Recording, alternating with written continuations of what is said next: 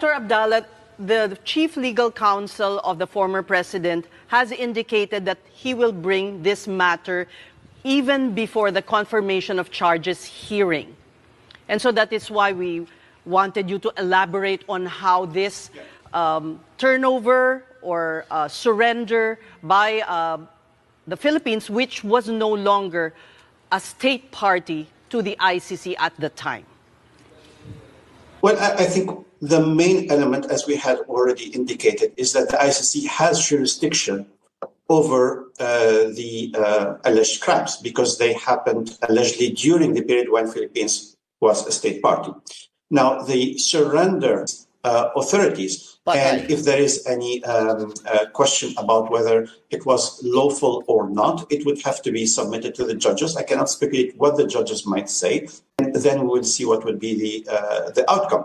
But of course, even states that are not parties to the ICC Rome Statute, they can cooperate with the ICC on a voluntary basis. So the question is, I think, might be raised by the defense about the lawfulness of the arrest itself, but that has to be decided by the judges. I cannot speculate on it. Persons present in this meeting, parang wala namang resource persons present dyan. Parang wala akong nakikita. Si Attorney Medina lang po, yung dating resource natin, at narito rin yung dalawang abogado ng SEC. Yun lang po. Napakalungkot naman po. Malungkot yung Pilipino, malungkot rin yung hearing natin. Sa nakaraang pagdinig ng committee ito, marami tayong naisiwalat na maaring pagkakamali o paglabag sa batas, due process at karapatang pantao na isinagawang pag-aresto kay dating Pangulong Rodrigo Duterte. The preliminary report of the chairperson underscored a crucial point. The Philippine government was under no legal obligation to arrest the former president and surrender him to an international court. It was revealed that what was received was merely a diffusion notice, which was unverified and unapproved by the International Criminal Police Organization, Interpol Secretariat. The government has repeatedly stated that the International Criminal Court has no jurisdiction in our country. Parating paulit-ulit yan.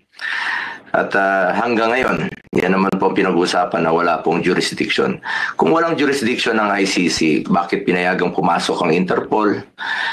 Kung hindi kilala ng gobyerno ng ICC, bakit nila binigyan ng pansin ng arrest warrant mula sa ICC? At it was very fast. Napakabilis po ng pangyayari. I'm sure kindly check nyo rin po sana. Baka maraming may mga red notice dyan na hindi naman minadali, hindi naman hinanap. Pero ito, ang bilis po. Mas inuna nyo pang isinuko si dating Pangulong Duterte kesa sa matagal na sigurong nandyan sa listahan. At kung sinunod nyo lang po ang batas at tamang proseso, hindi nyo papayagan na ilipad lamang sa loob ng 14 na oras si Tatay Digong. Madam Chair, hindi natin maaaring ipagsawalang bahala ang seryosong implikasyon ng mga pangyayaring ito. Napaka-unhealthy po itong nangyari ngayon. Maaaring may mga batas at proseso ang ating bansa na nalabag at maaaring may mga karapatan ng isang mamamayang Pilipino ang naisang tabi. Kung ang dating Pangulo ng ating bansa ay maaaring tratuhin ng ganito, paano na lang kaya yung mga ordinaryong mamamayan? Ano ang garantiya na hindi ito mangyayari sa iba? Dapat bawat Pilipino, mataas o mababa ang katayuan sa buhay, dapat may gobyernong masasandalan na hindi siya pababayaan.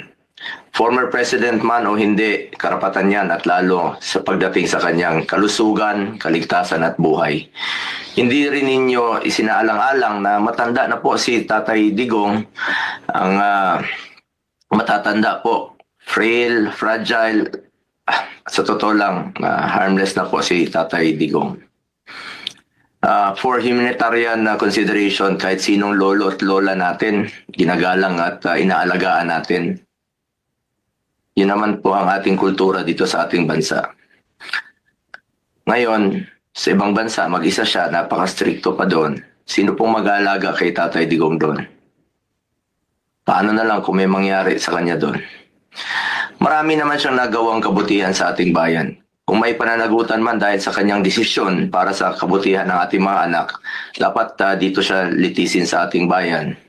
At mas alam niyo po, ang Pilipino po ang dapat humusga sa kanya kung ano yung nagawa niya po sa nakaraang 6 na taon. Kung nakakalakad ba yung mga ating anak na hindi nasasaktan at ligtas. Mga OFWs, kampante po sila na nakakalakad ang kanilang mga anak na hindi nasasaktan sa gabi at hindi nababastos. May peace of mind sila while working abroad. Sa huli, bagamat andun na si Tatay Digong ng buong tapang na hinaharap ang kasong isinampa sa kanya tulad ng kanyang paulit-ulit na ipinangako, napakasakit po sa dibdib na malayo sa kanyang bayan. Ang importante ngayon po ay makauwi si Tatay Digong dito sa ating sariling bansa. Dito niya harapin kung anumang inaakusa sa kanya dahil ilang beses naman niyang sinabi, he takes full responsibility sa kung anumang pananagutan nung kanyang nakaraang termino. Madam Chair, sa mga kasamahan ko, kahit araw-araw pa tayong mag-hearing dito, I'm willing to participate. Pakiusap ko lang po sa inyo, sana matulungan, please bring him home. Marami pong nangungulila, marami pong nasasaktan, mga kababayan ko. Noong nakaraang hearing, nasa Zoom lamang po ako dahil hindi ko kayang humarap sa ilang personnel na mataas ang respeto ko. Nirespeto natin, nirespeto namin ni Tatay Digong at hindi naman po marunong rumispeto. Ngayon naman po, hindi lang po ako tinakbuhan noon. Ngayon naman, tinakbuhan na naman ang komite. Wala sila. Nabanggit po ni Senator Bato de la Rosa kanina, nirespeto naman natin na nag-i-invoke po ang ilan ng executive privilege, may mga excuses. Pero bakit ganon hindi pantay? Kung ang ordinaryong mga vlogger, police, local officials, pinapatawag kung ayaw pumunta, nako-contempt. Parang hindi naman po yata patas. As I have said before, March 11 is indeed the saddest day in our recent history. But the saddest part is, after 23 days, mukhang hindi pa rin natatapos ang lungkot na nararamdaman ng taong bayan na naulila dahil sa nawalan sila ng taong itinuring nating tatay. At hanggang ngayon, hindi pa rin nakakauwi si Tatay Digong. Hindi pa rin ninyo nabibigyan ng klarong eksplanasyon kung bakit kailangan humantong sa sitwasyon na ganito. Pagkatapos nyong ilang beses sabihin na walang jurisdiction, bakit po isinuko? Meron naman tayong working judicial system, panagutin sa ating sariling korte. Pero nangyari pa rin ang hindi dapat mangyari. Nakakalungkot po. For the sake of our country, sana hindi na po maulit ang nangyari. Dahil ang pangyayaring ito hindi lamang tungkol sa isang tao, ito po'y tungkol sa respeto sa ating batas, sa ating soberanya, at sa dignidad ng bawat Pilipino. Maraming salamat po, Madam Chair, at sa mga kababayan nating nakikinig.